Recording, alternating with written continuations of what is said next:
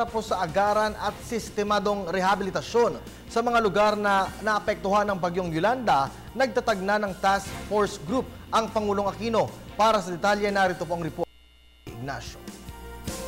Bumuo si Pangulo Aquino ng task group para mabilisin ang rehabilitasyon sa mga lugar na sinalanta ng Super Typhoon Yolanda.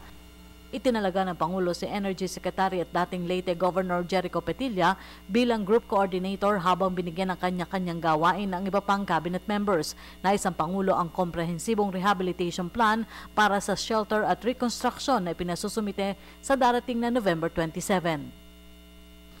President Aquino directed the Cabinet yesterday to hasten the transition from relief efforts into the full-scale rehabilitation and rebuilding of typhoon-damaged areas.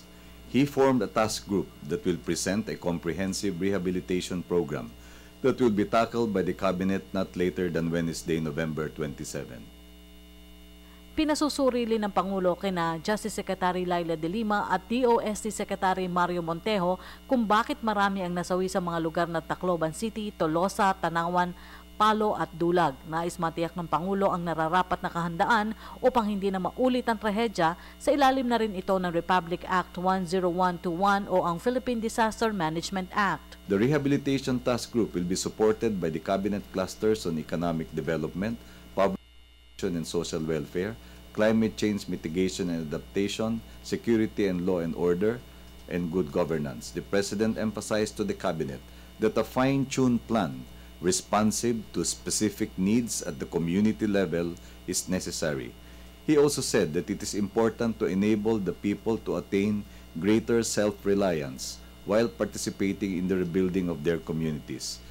Hinikayat rin ng Pangulo ang aktibong partisipasyon ng mga gobernador, mayors at ibang local officials sa malawakang pagkilos para ibangon ang mga lugar na hinagupit ni Yolanda mula sa trahedya, kabilang sa isinusulong ang Adopt a Town system.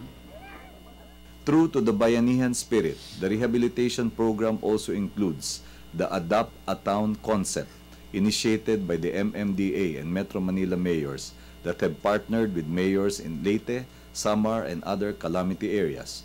With the participation of ULAP and the various leagues, this will be replicated and extended to include all the severely hit municipalities and cities.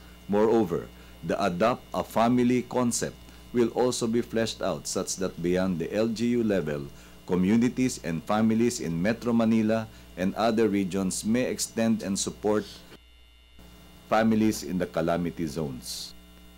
Samantala, muling umapilang Malacanang sa lahat ng patuloy na pairali ng pagtutulungan sa panahon ng pangangailangan. Tiniyak pa rin ito ang direktang tulong sa mga biktima ng malakas na bagyo. Yung pong mga walang kamag-anak o kaibigan na tutuluyan, agad pong tinutulungan ng Department of Social Welfare and Development.